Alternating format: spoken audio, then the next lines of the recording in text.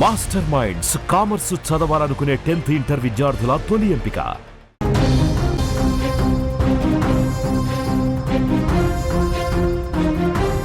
మరో breaking news చూస్తున్నాం. America ఎంట్రీతో Iran ఆగ్రహం వ్యక్తం చేస్తోంది.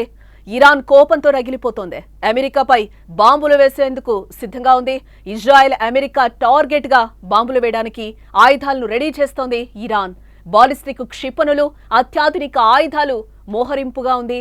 ట్రంప్ కు Iran supreme leader Khamenei warning ఇచ్చారు. ప్రతి దాడి తప్పదని ఆయన హెచ్చరిస్తున్నారు. ఎర్ర సముద్రం నుంచి అమెరికాకు వార్నింగ్.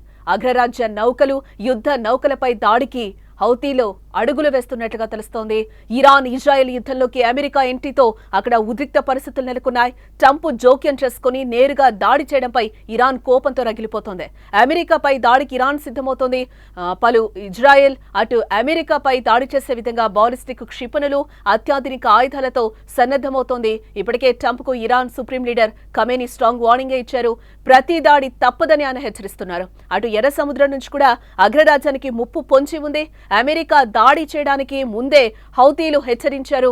ఇరాన్ పై దాడులు చేస్తున్న ఇజ్రాయెల్ తో అమెరికా జట్టు కడితే ఎర్ర సముద్రంలోని అగ్రరాజ్య నౌకలు, యుద్ధ నౌకలను లక్ష్యంగా చేసుకుంటామంటూ కూడా వార్నింగ్ ఇచ్చిన గంటల్లోనే అమెరికా దాడులు చేయడంతో ఇప్పుడు అమెరికా పైకి హౌతీలు కాలు దువ్వుతున్నారు.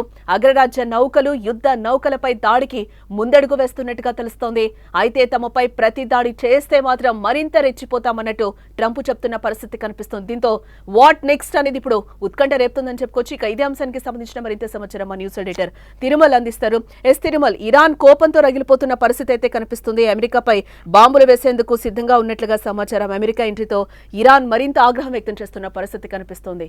జానకి, ఆల్రెడీ ఇజ్రాయెల్ పైన బాంబు దాడులు మొదలయ్యాయి. ఇజ్రాయెల్ లోని పలు ప్రాంతాన్ని టార్గెట్ చేస్తూ ఇరాన్ ఫతా లాంటి బాలిస్టిక్ మిసైల్స్ ని మిసైల్స్ తో అటాక్ చేస్తుంది.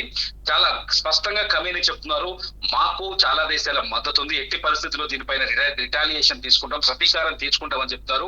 ఒక రకంగా చెప్పాలి అంటే ఖచ్చితంగా యుద్ధం భీకర స్థాయికి చేరే అవకాశం కనిపిస్తుంది. ఖమేనీ మాటలు బట్టి చూస్తే ఖచ్చితంగా అమెరికా ఎక్కడెక్కడైతే అమెరికాకు సంబంధించిన పరిసరాలు కావచ్చు, సైనిక స్థావరాలు కావచ్చు, లేకపోతే అమెరికాలోని కీలక ప్రాంతాలు కావచ్చు, వాటిని టార్గెట్ చేసుకునే అవకాశం చాలా స్పష్టంగా ఉంది. ఇప్పటికే హౌతీస్ కూడా రెడీ అయిపోయారు. హౌతీస్ కూడా సేపటి క్రితమే కీలకమైన ప్రకటన చేశారు. హౌతీస్ ఎట్టి పరిస్థితుల్లోనూ అమెరికాని క్షమించేది లేదని చెప్తారు. ఇరాన్ పైన ఏకపక్ష దాడులకు దిగడం, టార్గెట్ చేసి ఇరాన్ ని ధ్వంసం చేయడం, ఇదంతా మేము చూస్తూ ఊరుకోలేము. ఎక్కడైతే అమెరికాకు సంబంధించిన నౌకలు, మీరు చెప్పారు ఇంతకుముందు, ఎర్ర సముద్రం ఏరియాలో అమెరికాకు సంబంధించిన, అంటే ఇరాన్ అనేది ప్రపంచ దేశాలకు చమురు సరఫరాలో చాలా కీలకమైన దేశం. ఇరాన్ నుంచి చమురు ఉత్పత్తులు వస్తాయి. అంతేకాదు ప్రపంచ దేశాలకు చమురు తీసుకెళ్లే నౌకలన్నీ ఇరాన్ కు సంబంధించిన ఒక కీలకమైన భాగం నుంచి, ఎర్ర సముద్రంలోని ఒక కీలకమైన కెనాల్ నుంచి ఈ నౌకలన్నీ ప్రయాణిస్తాయి. ఈ నౌకల్ని టార్గెట్ చేసే అవకాశం ఉందని చాలా స్పష్టంగా చెప్తుంది. గతంలో ఇరాన్ ఇరాక్ యుద్ధంలో ఈ నౌకల పైన దాడి జరిగింది. ఇలాంటి నౌకల పైన 1980s లో 1988లో ఇరాక్ యుద్ధంలో, ఆ టైంలో ఈ నౌకల పైన 80s not exact to be correction, గతంలో ఇరాక్ యుద్ధంలో ఈ నౌకల పైన దాడి జరిగింది. ఇప్పుడు అదే వ్యూహాన్ని హౌతీస్ అమలు చేసే అవకాశం కనిపిస్తుంది. సిచ్యువేషన్ చూస్తుంటే చాలా సీరియస్ గా ఉంది. బాంబు దాడులు వరుసలు కొనసాగుతున్నాయి. ప్రస్తుతం అయితే ఇజ్రాయెల్ పైన ఇరాక్ దాడులు చేస్తుంది. ఇజ్రాయెల్ లోని చాలా ప్రాంతాలని అటాక్ చేస్తుంది. ఇజ్రాయెల్ లో టెలవీవి అట్లాగే జెరూసలేం ఏరియాలో ఇప్పటికే బాంబు దాడులు కొనసాగుతున్నాయి. ఇంటర్నేషనల్ మీడియా సంస్థలు వీటిని చాలా స్పష్టంగా లైవ్ ద్వారా చూపిస్తున్నాయి. చాలా చోట్ల సిచ్యువేషన్ అయితే చాలా సీరియస్ గా ఉంది. చూడాలి అమెరికా ఈ సాయంకాలానికి, కాకపోతే ఈ రోజు అమెరికా పైన ఇరాన్ ఎటువంటి అటాక్స్ చేశావు చాలా వ్యూహాత్మకంగా ఉన్నట్టుగా తెలుస్తుంది. ఒకవేళ సిచ్యువేషన్ చాలా సీరియస్ గా మారితే అమెరికా మళ్ళీ ఎదురుదాడి దిగే అవకాశం కూడా ఉంది. కాబట్టి దీన్ని హ్యాండిల్ చేయడం కొంచెం కష్టంగానే కనిపిస్తుంది చెప్తారు ఎక్స్పర్ట్స్.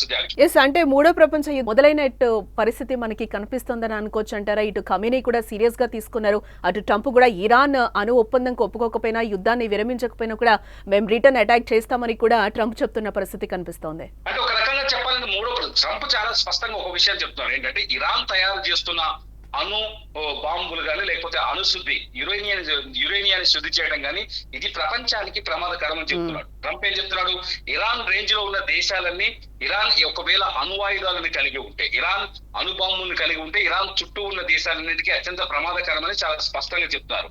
ఎప్పటి నుంచో ఇరాన్ కి ఇజ్రాయెల్ కి మధ్య ఉద్రిక్తతల నేపథ్యంలో మొదటి వ్యక్తి మేమే అవుతామని ఇజ్రాయెల్ చెప్పింది కాబట్టి ఇజ్రాయెల్ అందుకే యుద్ధంలోకి దిగింది.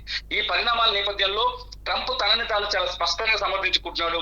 ఇరాన్ అణ్వాయుధాలు కలిగి ఉండకూడదు, ఇరాన్ అణ్వాయుధాలు లేకుండా ఉండాలి, ఇరాన్ అణ్వాయుధాలను కలిగి ఉండకుండా ఉండాలి అంటే ఇరాన్ పైన తగిన చర్యలు తీసుకోవాలి.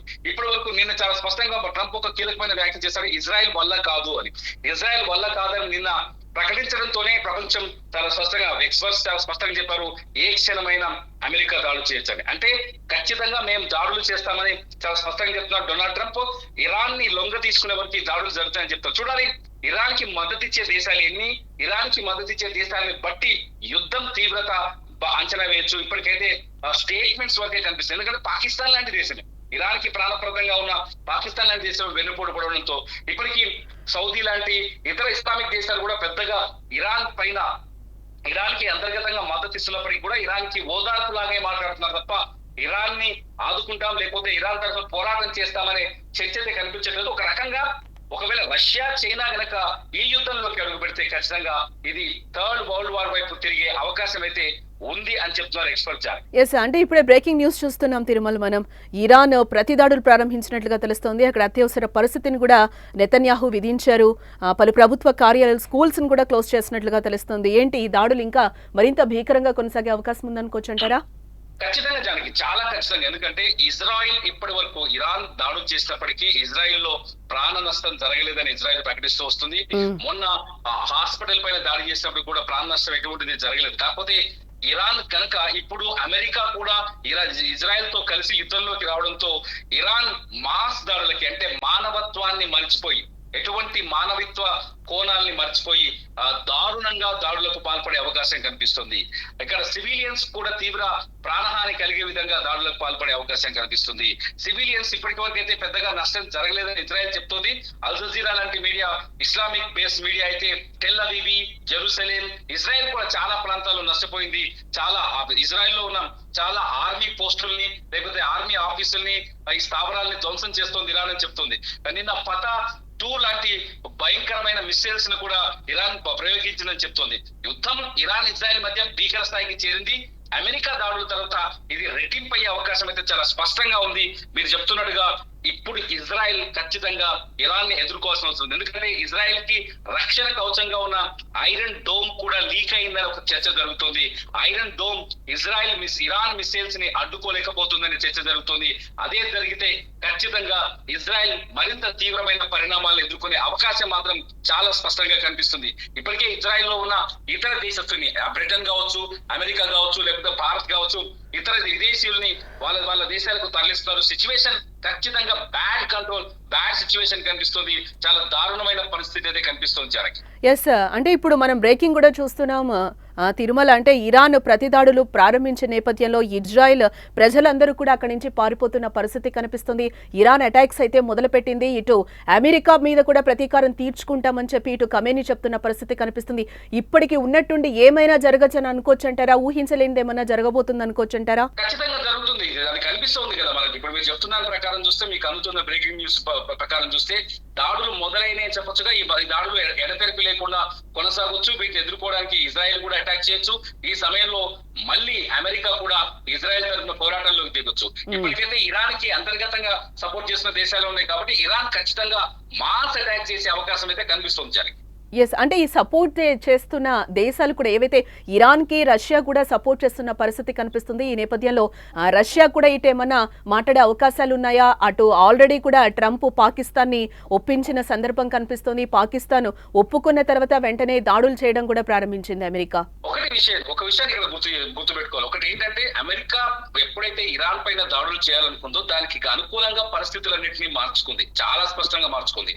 పాకిస్తాన్ ఇరాన్ కి మద్దతు ఇస్తుందనే విషయం ముందుగానే తెలుసు అమెరికా. కాబట్టి పాకిస్తాన్ ఆర్మీ చీఫ్ ని పిలిపించుకొని లంచ్ పార్టీలో కొన్ని ఒప్పందాలు తీసుకుంది. At the same time Iran కి ప్రత్యక్షంగా రష్యా గానీ చైనా గానీ ప్రత్యక్షంగా సహాయం చేసే అవకాశం ప్రస్తుత పరిస్థితుల్లో లేదు. కాబట్టి కాకపోతే రష్యా చాలా స్పష్టంగా చెప్తుంది, ఇరాన్ కి స్వతంత్రం ఉంది, ఇరాన్ కి సార్వభౌమాధికారం ఉంది, అణుబాంబులు తయారు చేసుకునే అవకాశం ఉందని. కాబట్టి సిచ్యువేషన్ చూస్తుంటే కొంత ఉద్రిక్తంగా ఉందని చెప్పాలి. ఇంకొంచెం సమయం గడిస్తే గానీ దీనిపైన ఎటువంటి అంచనాలు వేసే పరిస్థితి లేదని చెప్తున్నారు జానకి. రైట్ తిరుమల్. ఎస్, ఇక్కడ మనం మొత్తంగా చూడొచ్చు అమెరికా ఎంట్రీతో ఇరాన్ ఆగ్రహం వ్యక్తం చేస్తోంది. కోపంతో ఇరాన్ అయితే రగిలిపోతున్న పరిస్థితి కనిపిస్తుంది. అమెరికాపై బాంబులు వేసేందుకు కూడా సిద్ధంగా ఉన్నామని చెప్పి ఖమేనీ చెప్తున్న పరిస్థితి కనిపిస్తుంది. ఇజ్రాయెల్ అమెరికా టార్గెట్ గా ఆయుధాలను ఇరాన్ రెడీ చేస్తున్నట్లుగా తెలుస్తుంది. ఈ నేపథ్యంలోనే ఇజ్రాయెల్ మీద కూడా ఆల్రెడీ దాడులు ప్రారంభించినట్లుగా అయితే మనకి బ్రేకింగ్ న్యూస్ లో సమాచారం అందుతోంది. అత్యాధునిక ఆయుధాలని కూడా అక్కడ మోహరింపు. ట్రంప్ కు Iran supreme leader Khamenei mass వార్నింగే ఇచ్చారు. ప్రతి దాడి తప్పదని కూడా ఆయన క్లియర్ గా హెచ్చరిస్తున్న పరిస్థితి కనిపిస్తుంది. ఎర్ర సముద్రం నుంచి అమెరికాకు వార్నింగ్ వచ్చింది. అగ్రరాజ్య నౌకలు అలాగే యుద్ధ నౌకలపై కూడా దాడికి హౌతీలు అడుగులు వేస్తున్నట్లుగా మనకైతే బ్రేకింగ్ న్యూస్ లో సమాచారం అందుతోంది. ఇరాన్ ఇజ్రాయెల్ యుద్ధంలోకి అమెరికా ఎంట్రీతో అక్కడ ఉద్రిక్త పరిస్థితులు నెలకొన్నాయి. ట్రంప్ జోక్యం చేసుకుని నేరుగా దాడి చేయడంపై ఇరాన్ కోపంతో రగిలిపోతోంది. అమెరికాపై దాడికి ఇరాన్ పూర్తిగా సిద్ధమవుతోంది. ఇటు ఇజ్రాయెల్ అటు అమెరికాపై దాడి చేసే విధంగా బాలిస్టిక్ క్షిపణులు అత్యాధునిక ఆయుధాలతో సన్నద్ధమవుతోంది. ఇప్పటికే ట్రంప్ కు Iran supreme leader Khamenei mass strong warning ఇచ్చారు. ప్రతి దాడి తప్పదని కూడా ఆయన హెచ్చరిస్తున్న పరిస్థితి కనిపిస్తుంది. అటు ఎర్ర సముద్రం నుంచి కూడా అగ్రరాజ్యానికి ముప్పు పొంచి ఉంది. అమెరికా దాడి చేయడానికి ముందే హౌతీలు హెచ్చరించారు. ఇరాన్ పై దాడులు చేస్తున్న ఇజ్రాయెల్ తో అమెరికా జట్టు కడితే ఎర్ర సముద్రంలోని అగ్రరాజ్య నౌకలు యుద్ధ నౌకలను లక్ష్యంగా చేసుకుంటామంటూ కూడా వార్నింగ్ ఇచ్చిన గంటల్లోనే అమెరికా దాడులు చేయడంతో ఇప్పుడు అమెరికాపైకి హౌతీలు కాలు దూతున్న పరిస్థితులు కనిపిస్తున్నాయి. అగ్రరాజ్యం నౌకలు యుద్ధ నౌకలపై దాడికి ముందడుగు వేస్తున్నట్లుగా తెలుస్తోంది. అయితే తమపై ప్రతి దాడి చేస్తే మాత్రం మరింత రెచ్చిపోతామన్నట్టు ట్రంప్ కూడా వార్నింగ్ ఇస్తున్న పరిస్థితి కనిపిస్తుంది. దీంతో వాట్ నెక్స్ట్ అనేది ఉత్కంఠ రేపుతున్న పరిస్థితి. با سیاست‌های این منطقه آشنا هستند می‌دانند که ورود آمریکا در این قضیه 100% به ضرر اوست.